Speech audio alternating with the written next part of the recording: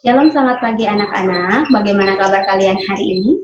Ibu harap setiap kamu sedang dalam keadaan yang sehat. Kita bersyukur kalau hari ini kita masih diberikan kesempatan untuk datang chapel siswa bersama. Kita akan memulai sepanjang minggunya kita ini dengan chapel. Biarlah kita tidak menyia-nyiakan waktu dan kesempatan yang ada. Karena itu, siapkanlah hati pikiran kamu untuk benar-benar datang. Kita ingin mendengarkan cerita tentang Yesus, Juru Selamat kita, penebus kita, yang telah mati di atas kayu salib untuk menebus kamu dan ibu. Ya. Sebelum kita mulai dalam rangkaian ibadah CP kita, Ibu akan memberikan pengumuman yang pertama. Sepanjang minggu ini, kita nanti akan membahas tentang Yesus dipersembahkan di bait Allah. Jadi dimulai dari chapel hari ini, kita akan melihat saat Yesus masa kanak-kanak, lalu nanti dilanjutkan lagi pada masa-masa berikutnya di devosi hari Selasa, Rabu, Kamis, dan nanti penutupnya di Jumat. Nah, karena itu pastikan bahwa kamu sudah menyiapkan Alkitabmu, buku chapel kamu, dan juga alat tulis, sehingga selama chapel ini berlangsung, kamu silakan menuliskan poin-poin penting yang kamu dapat, dan nanti setelah chapel selesai, setelah kamu tonton video ini, silakan kamu foto buku chapelnya dan kirimkan ke Google Classroom mata pelajaran agama. Nah, itu saja pengumuman dari Ibu. Mari kita sama-sama mempersiapkan hati pikirannya kita. Kita memulai chapelnya kita dengan menyanyikan lagu Trust and Obey.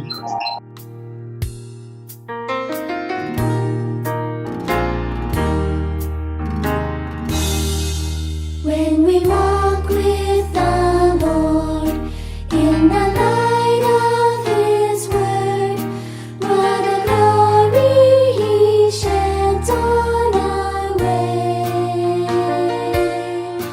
Let us do His good will.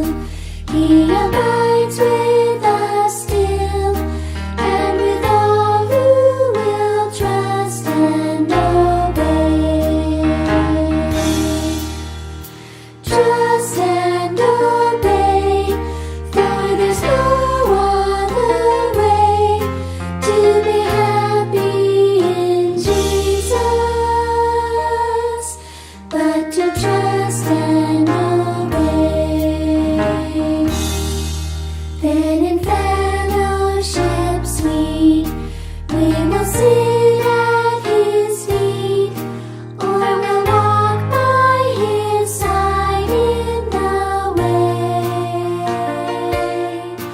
What He says we will do, where He sends we will go. Never fear, only trust and obey. Trust and obey, for there's no other way to be happy in Jesus, but to trust and obey. Trust and obey, for there's no other way to be happy in Jesus, but to trust and obey. Mari kita bersatu dalam doa, kita berdoa. Bapa kami yang di sorga, terima kasih untuk saat ini. Anugerah-Mu masih kami rasakan, terkhususnya kami masih diberikan kesempatan untuk mendengarkan firman kebenaran-Mu. Fokuskan hati pikiran kami ya Bapa, biarlah setiap kami boleh dimampukan untuk mendengarkan firman ini dengan baik, dan terlebih lagi kami boleh dimampukan untuk memahaminya, dan bahkan dengan bantuan Roh Kudus-Mu kami juga dimampukan untuk melakukannya dalam kehidupan hari lepas hari. Fokuskan hati kami ya Tuhan, lembutkan hati kami dan berbicaralah kepada setiap kami, karena kami anak-anak-Mu sudah siap untuk mendengar. Di dalam nama Tuhan Yesus Kristus Allah yang hidup, kami telah berdoa dan mengucap syukur. Amin. Ya.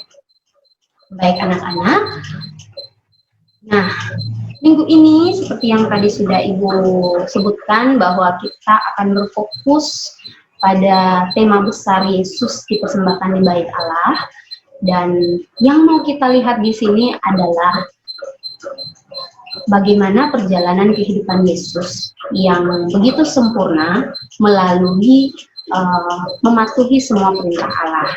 Nah, khusus di hari ini kita akan berfokus pada masa Yesus sejak bayi, bahwa dari sejak bayi, sejak awal mula kehidupannya Yesus sebagai manusia, Yesus sudah menjalani kehidupan yang sempurna melalui orang tua yang merupakan pribadi yang taat kepada Tuhan, yang mematuhi setiap perintah Tuhan, sehingga semua perintah Tuhan yang diperdengarkan kepada mereka, mereka melakukannya. Mereka membantu Yesus untuk melakukannya. Nah, mari kita sama-sama persiapkan firman kita yang diambil dari Injil Lukas pasal 2 ayat 21 sampai 24. Ya, Injil Lukas pasal 2 ayat 21 sampai 24. Ibu akan bacakan dan kamu silahkan melihat pada Alkitabmu masing-masing. Dan ketika genap 8 hari dan ia harus disunatkan, ia diberi nama Yesus, yaitu nama yang disebut oleh malaikat sebelum ia dikandung ibunya. Dan ketika genap waktu pentahiran, menurut hukum Taurat Musa, mereka membawa dia ke Yerusalem untuk menyerahkannya kepada Tuhan. Seperti ada tertulis dalam hukum Tuhan, semua anak laki-laki sulung harus dikuduskan bagi Allah, dan untuk mempersembahkan korban menurut apa yang difirmankan dalam hukum Tuhan, yaitu sepasang burung tekukur atau 2 ekor anak burung merpati. Demikian pembacaan firman Tuhan. Nah, dari pembacaannya mari kita bahas dulu tentang konteks atau fokus utama dari Injil Lukas. Nah, Injil Lukas di sini ingin memperkenalkan, ingin menyatakan bahwa Yesus adalah Mesias. Jadi memperkenalkan bahwa Yesus, anaknya Yusuf dan Maria, itu merupakan Mesias yang sudah dinubuatkan, dan Yesus yang akan menjadi juru selamat, dia yang akan mati di atas kayu salib untuk membebaskan bangsa Israel, dan kamu dan ibu sebagai Israel masa kini, ya, kita ditebus dosa kita. Nah, selain daripada itu, Lukas ingin menunjukkan bagaimana Yesus hidup sebagai satu-satunya manusia yang sempurna. Nah, ketika Adam dan Hawa jatuh di dalam dosa, tidak ada satupun manusia yang tidak dapat berbuat dosa.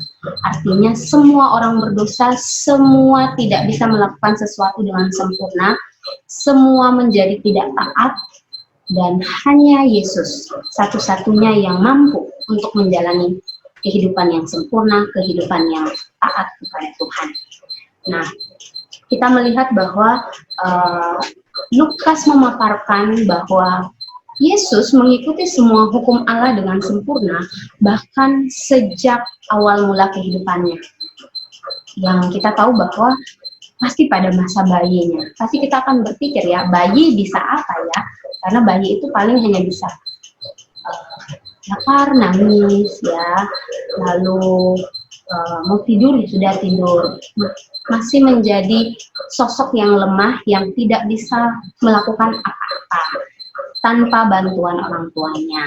Nah, karena itu kita juga akan melihat bagaimana Maria dan Yusuf taat menjalankan setiap perintah Tuhan untuk membawa Yesus yang pertama itu adalah disunat di hari ke-8. Nah, bayi Yesus itu dibawa untuk disunat pada hari ke-8 sesuai dengan hukum atau perintah Tuhan yang disampaikan kepada Musa, yaitu tercantum juga di Kejadian 17 ayat 11 sampai 12 yang menekankan bahwa anak yang berumur 8 hari haruslah disunat. Ya, setiap laki-laki antara kamu turun-temurun, baik yang lahir di rumahmu maupun yang dibeli dengan uang dari salah seorang asing, tetapi tidak termasuk keturunanmu. Artinya ini menunjukkan bahwa semua laki-laki bangsa Israel wajib pada usia 8 hari harus disunat. Nah, pada perjanjian lama disunat itu menunjukkan sebagai bentuk pengudusan diri dan juga sebagai tanda bahwa pribadi itu sudah menerima janji keselamatan, atau secara tidak langsung bisa dikatakan bahwa saat disunat menunjukkan bahwa dia menjadi miliknya Allah atau tanda kepunyaannya Allah. Nah, di ayat 21 tadi selain melihat bahwa Maria dan Yusuf taat terhadap perintah Tuhan membawa Yesus untuk disunat, hal yang kedua adalah mereka juga taat memberi nama Yesus seperti yang sudah disampaikan oleh malaikat.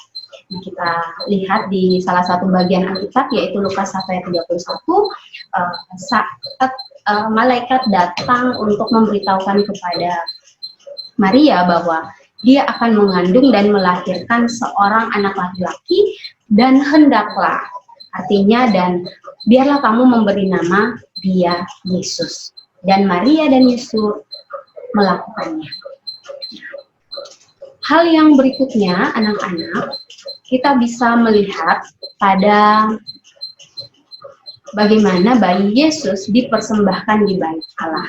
Nah, kita lihat bahwa di ayat 24 tadi bahwa Maria dan Yusuf membawa korban persembahan kepada Allah sebagai penebusan bayi Yesus. Nah, kita lihat atau kita mengingat bahwa pada masa bangsa Israel sedang ada dalam perbudakan waktu di Mesir, dan ketika Firaun mengeraskan hatinya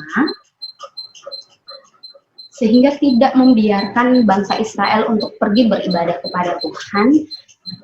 Kalian ingat tulah-tulah itu ya, ada salah satu tulah yang menyatakan bahwa semua anak sulung mati ya, berarti kita lihat bahwa Allah membunuh semua anak sulung di Mesir, tetapi ada pengecualian. Anak-anak sulung dari Israel, bangsa Israel, itu Tuhan selamatkan dan tidak dibunuh.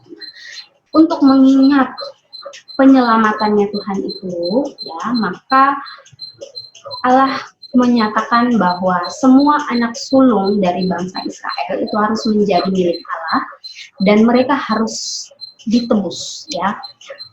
Ditebus dengan cara adalah membawa korban persembahan yang tadi kita baca di ayat 24, yaitu seekor burung tekukur dan sepasang burung merpati.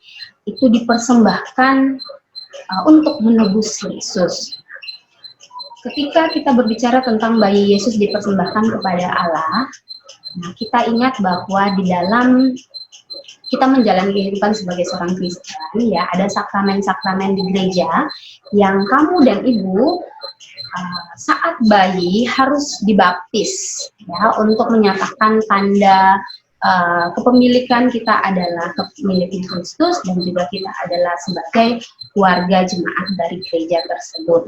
Nah, sama, kita bersyukur kalau orang tuanya kita sudah melakukan perintahnya Tuhan, ya. Nah, kita bisa melihat juga bahwa di dalam kita mempelajari kehidupannya Yesus, kita bisa lihat bahwa Allah itu di dalam kedaulatan dan hikmatnya sudah memilih pribadi yang taat sebagai orang tuanya Yesus, yaitu Maria dan Yusuf. Ya, karena Yesus dia saat berinkarnasi menjadi manusia, dia melewati proses-proses lahiriah. Ya, Maria mengandung Yesus sebagaimana orang tuanya kita, ibunya kita mengandung kita. Lalu Yesus dilahirkan dengan proses yang sama seperti kita dilahirkan, dan saat Yesus bayi pun sama seperti kita saat bayi. Kamu bisa lihat ya, bayi itu bisa apa. Nah, melalui orang tua yang taat, maka bayi Yesus akan menjalani kehidupan yang taat juga. Kehidupan yang sempurna, yaitu mentaati perintah-perintahnya Tuhan. Nah, berarti kita bisa lihat bahwa di dalam rencana penggenapan janjinya Allah, ya, Allah tidak meninggalkan kita. Allah tetap setia menjaga agar penggenapan janji Allah itu dilaksanakan dengan sangat baik. Nah, kemudian saat Yesus dipersembahkan di hadapan Allah, nah kita tahu bahwa saat perjanjian lama konteks persembahan itu adalah sebagai korban tebusan maupun korban penghapus dosa. Nah, Tuhan selalu menyatakan, Allah sudah menyatakan kepada Musa, melalui Musa kepada bangsa Israel bahwa saat mempersembahkan sesuatu, korban bakaran, itu hendaknya membawa persembahan yang tidak bercelah. Dan bahkan bukan hanya pada bangsa Israel, dari zaman Allah menciptakan Adam dan Hawa. Kita bisa ingat kisahnya Kain dan Habel, ya, bagaimana persembahan yang dipersembahkan kepada Tuhan oleh Kain tidak diterima, sedangkan Habel diterima. Yang membedakan di situ adalah Habel memberikan persembahan yang terbaik, sedangkan Kain tidak. Ini menunjukkan bahwa sesuatu yang kita persembahkan kepada Tuhan menuntut sesuatu yang tidak bercela. Nah, sedangkan kita ini adalah manusia yang sudah jatuh di dalam dosa, yang bercela, yang masih bisa berbuat dosa, sehingga kita tidak bisa menyelamatkan dirinya kita. Sehingga butuh seorang penebus, seorang pribadi, seorang manusia yang sempurna, yang tidak bercacat dan tidak bercela, dan itu hanya bisa ditemukan di dalam pribadinya Yesus Kristus untuk menebus, untuk menjadi korban persembahan yang harum di hadapan Tuhan untuk menghapus dosa umat manusia. Nah, kita bisa melihat kenapa Yesus harus menjalani kehidupan yang sempurna dari bayi. Karena itu rencana penggenapan janji keselamatan, bahwa Yesus harus menjadi persembahan anak domba Allah, anak domba yang tidak bercacat untuk mati di atas kayu salib. Maka Yesus perlu untuk menjalankan kehidupan yang sempurna. Nah, kita tahu ya, kata sempurna berarti tidak ada kecacatan. Artinya tidak boleh ada sedikit pun kesalahan, sedikit pun dosa yang dilakukan. Dan tidak ada manusia yang bisa, kecuali Yesus Kristus. Nah, ini menunjukkan atau sebagai bukti bahwa Yesus adalah Tuhan, Mesias, dan Juru Selamat. Seperti yang Lukas ingin sampaikan atau fokuskan pada Injilnya itu. Nah, kita bisa lihat bagaimana Yesus bisa sempurna karena naturnya Yesus adalah 100% Allah dan 100% manusia. Kita bisa lihat ya bahwa perenungan hari ini mengingatkan kita kembali bagaimana Yesus sudah menjalani kehidupan yang sempurna, yaitu mematuhi perintahnya Tuhan sejak awal mula kehidupannya atau masa baginya. Nah, lalu apa yang bisa kita pelajari? Yang pertama, ada 2 poin kesimpulan yang Ibu simpulkan di sini yang mau Ibu fokuskan. Yang pertama adalah kita perlu menyadari kedaulatan Tuhan di dalam memelihara kehidupannya kita agar kita menjalani kehidupan yang berkenan di hadapan Tuhan. Ya, sebagaimana di dalam kedaulatan dan hikmatnya Tuhan sudah memilih Maria dan Yusuf menjadi orang tuanya Yesus, yaitu kedua orang yang benar, kedua orang ini adalah pribadi yang taat, yang takut akan Tuhan, sehingga bisa dipakai untuk menolong Yesus, dalam hal ini menolong bayi Yesus untuk menjalani kehidupan yang sempurna itu. Nah, ini menjadi suatu pengharapan buat kita. Kita tidak lagi menanti penggenapan janji keselamatan, yaitu Yesus mati di atas kayu salib, karena Yesus sudah melakukannya 2000 tahun yang lalu. Tapi kita sedang dalam masa penantian akan kedatangan Yesus kedua kali. Nah, di dalam masa penantiannya itu, Tuhan menuntut kita yang sudah dimaterai sebagai kepunyaannya Dia, yang sudah menjadi miliknya Tuhan. Jadi saat kita sudah dibaptis, kita sudah menjadi kepunyaannya Dia, kepunyaannya Tuhan, kita perlu untuk menjalani kehidupan yang sempurna. Tetapi kita adalah manusia berdosa yang tidak bisa tanpa tanpa bantuan daripada Roh Kudus untuk melakukan itu semua. Tapi kita tidak perlu berkecil hati, nak. Kita perlu berpengharapan bahwa Allah itu selalu memberi pertolongan, selalu membantu kita untuk hidup mematuhi perintahnya.